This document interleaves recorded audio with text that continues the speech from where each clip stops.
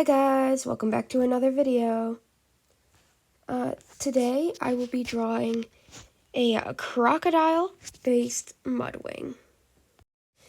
And, oh my gosh, I actually love this dragon. Probably one of my favorites I've drawn in my new style. Well, it's probably not new anymore by the time this is coming out, but you get what I mean. So I want to start off by saying, although this video is coming out exactly when it's supposed to, because I make these videos far ahead of where I need to, I had so much artist block, and it was so bad. I could not, for the life of me, draw a basic dragon body or anything. Like, it was just terrible. Which is why I didn't go super crazy with a lot of stuff.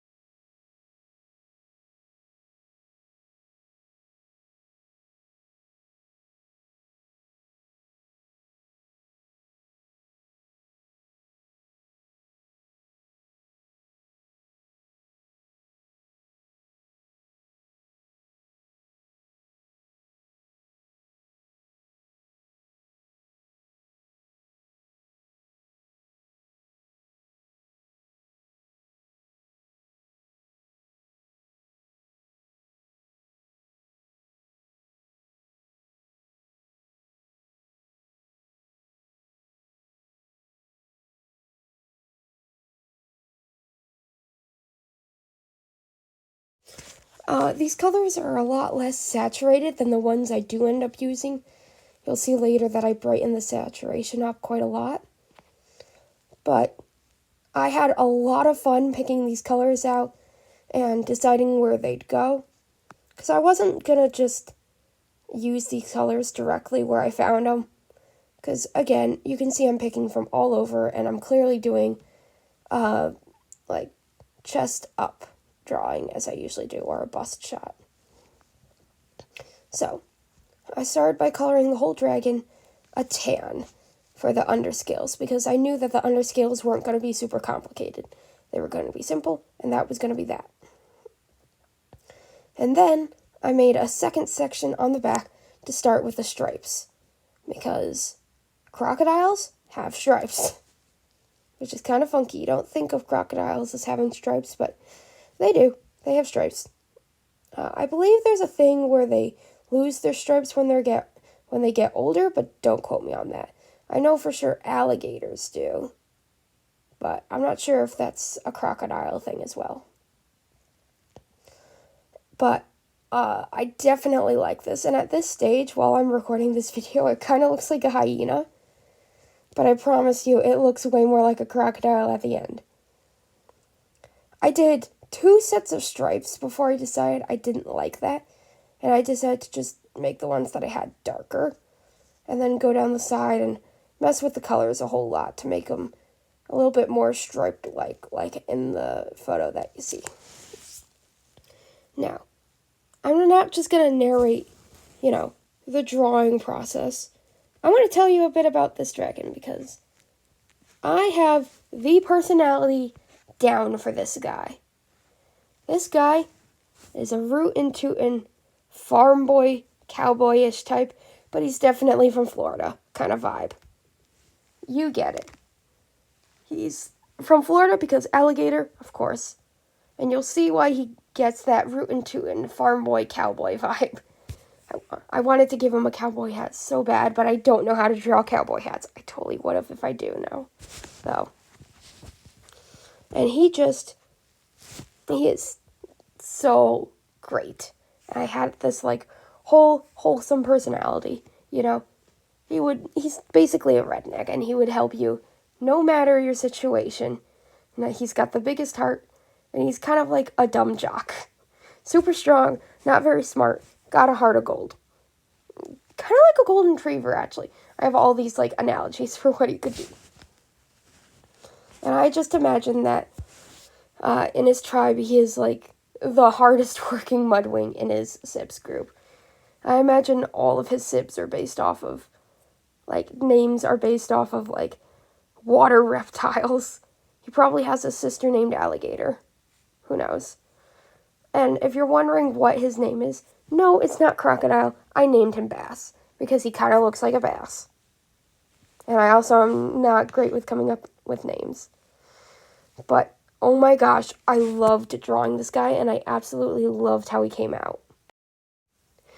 And I imagine his character would be, like, the sidekick to the main character who you totally think is going to have, like, a tragic backstory. It's set up like that. And then he's just like, nope, I come from a completely normal family on the farm. Yep. And that's just it. He's just a simple guy. He knows what he's doing, and he knows how to do it. I honestly doubt he'd be the sidekick to an adventurer, though, because I doubt he'd want to go on an adventure. I think he's pretty content staying at home. Being the rootin' tootin' cowboy that he is. Oh my gosh. Out of all the dragons I've made in, like, the last little while, he just strikes me to have so much personality. And I think the the artist block that I had really, like, I don't know, it amplified my creativity almost. And I don't know, I might come back and, like, add more to him later, and if I do, I'll post it on my community posts if I add more to him. I was going to give him brown eyes to kind of stick with that brown vibe, but you can see later that I make him a little bit more yellow. They're like a brownish gold color almost. I don't know why, but as I'm watching this, it kind of makes me think of hot cocoa. Looking at the eyes, and I just want hot cocoa now. Oh, great. If I just made you want hot cocoa, and now you're mad at me, I'm sorry. Go get hot cocoa. That's not my problem. And I didn't know how I wanted to do his eyes, because my eyes on dragons are usually really simple, and I wanted to give him slightly more complicated eyes. But I kind of hated how this looked, and it wasn't giving the right vibe. So I ended up changing them to a much more yellow, blending them out a little, but not too smoothly, and then adding the pupil to look like crocodile pupil. Yeah, that was kind of my drawing process, and you've kind of heard why I love them. And at this point in time, I was kind of like looking at him, and I was very happy with him, but I thought he was missing something. So, as I was finishing up with all the designs and all the scale patterns and, like, coloring the outline, I was thinking, what could I give him? Now, we're going to play a little guessing game. You guess right now. You could put it down in the comments. You could just keep it to yourself. Either way is fine. What do you think I added to him to, like, give him a little bit more pizzazz? Now, keep that in mind. We're going to wait until the end, because I'm not going to tell you right now. That's going to ruin the surprise. But you will see, it gives him so much personality. And I think that's where the whole rootin' tootin' cowboy came from. I keep saying cowboy. It's more like a farm boy than cowboy. You know?